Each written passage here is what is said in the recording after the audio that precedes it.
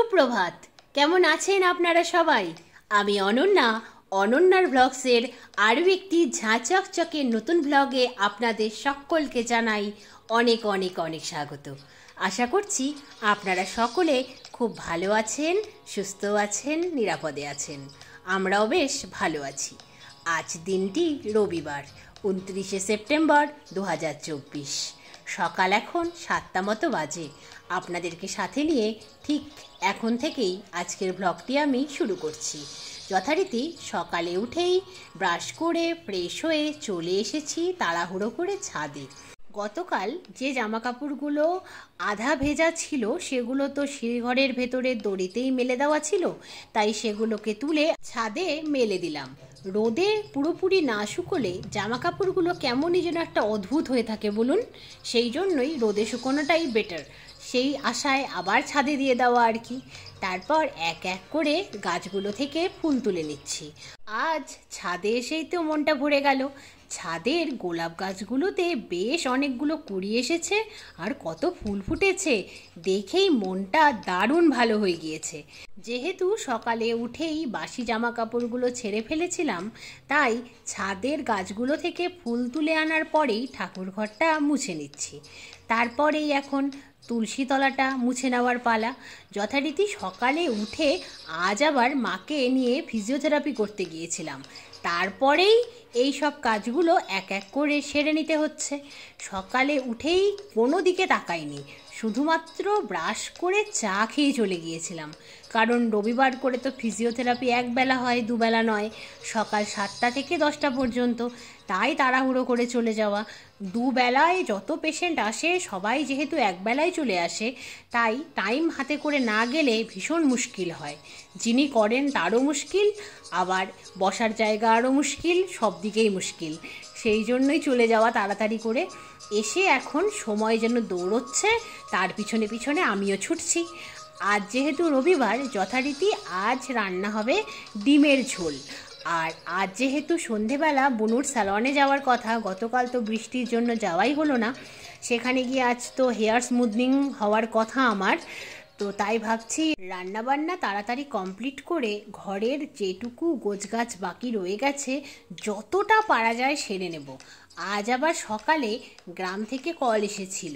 গ্রামে একজন বৃদ্ধা ভদ্রমহিলা জুন মাস নাগাদ আমার কাছে একটি শাড়ি চেয়েছিলেন পরবেন বলে পুজোতে।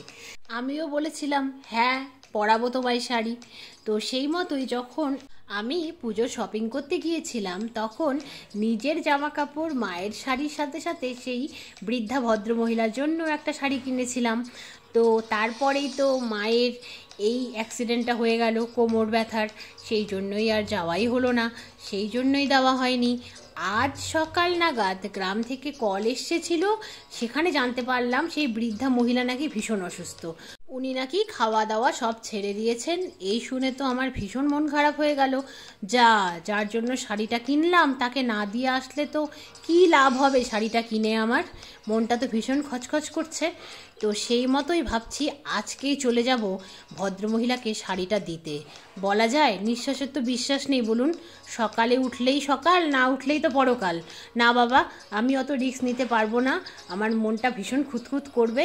আর এদিকে হেয়ার স্মুথনিং করার পরে তো 72 ঘন্টা চুল খুলে থাকতে হবে, তখন তো আরোই যেতে পারবো না। তাই ভাবছি আজকেই মকা, যেখানে হাঁকাতে হবে আমায় চকা। সেই মতোই ডিমের ঝোলটাকে স্ট্যান্ডিং টাইমে ফুটতে দিয়ে চলে এসেছি ঘরে। ঘরে এসে যে আসবাবপত্রগুলোতে প্রচণ্ড ধুলো জমে গিয়েছিল, কারণ রেগুলারিটি মেনটেন করে তো এগুলো ঝাড়া পসিবল হয় না সব দিন, তাই আর কি।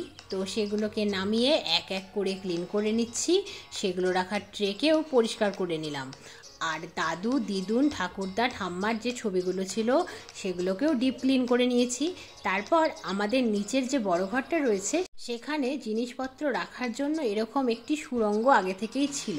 তো সেই সুড়ঙ্গটার ভেতরে প্রবেশ করে না ক্লিন করলেই নয়, তাই সেটিকেও ক্লিন করে নিলাম। অবশেষে সব কিছুকে আবার এক এক করে পরিষ্কার করে গুছিয়ে রাখলাম। গুছিয়ে রাখার পরে স্নান করে পুজো করে লাঞ্চ করে বেরিয়ে পড়লাম যথারীতি গ্রামের উদ্দেশ্যে। প্রথমে গ্রামে যাব, সেই ভদ্রমহিলার সঙ্গে দেখা করব, তাকে শাড়িটি দেব। আর আমাদের গ্রামে যে জাগ্রত মা দুর্গার পুজো হয় সেখানে তো প্রতি বছরই চাঁদা দেওয়া হয়, কিন্তু এবছর তো যাওয়াই হয়নি, দেওয়াও হয়নি। তাই ভাবলাম দিয়েই আসি, পুজোতে যদি সত্যি সত্যি বৃষ্টি হয় আর যদি না যেতে পারি। সেই জন্যই গ্রামে এসে প্রথমেই চাঁদা দেওয়ার জন্য চলে এসেছিলাম পুজো মণ্ডপে। এই যে সেই জাগ্রত প্রতিমা যা মণ্ডপেই তৈরি হচ্ছে, দেখুন, নিজেও দেখলাম, তাই ভাবলাম আপনাদের সাথেও শেয়ার করি।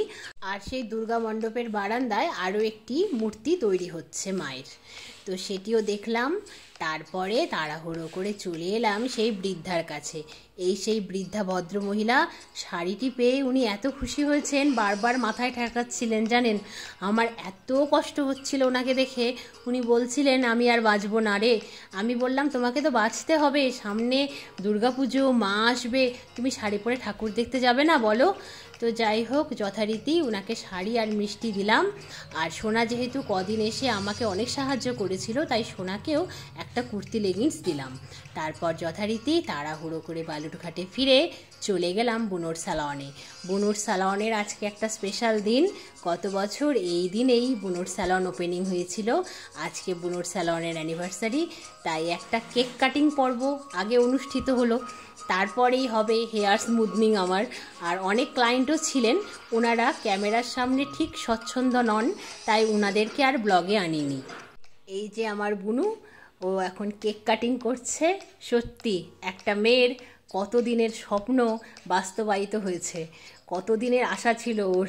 যখন ও বাড়িতে গিয়ে সার্ভিস দিত তখন বলতো কবে যে আমার নিজের একটা প্রতিষ্ঠান হবে, সেখানে বসে আমি সবাইকে সার্ভিস দেব। আজ সে স্বপ্ন সত্যি হয়েছে দেখুন। এটি দেখেই ভালো লাগে।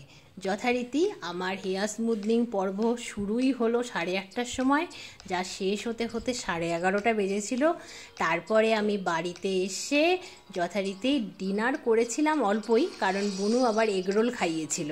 তাহলে আজকের মতো এ পর্যন্তই, আবার দেখা হবে খুব শিগগিরই অন্য একটা ব্লগে। ব্লগটি কেমন লাগলো অবশ্যই জানাবেন। আজ আসি, বাই বাই।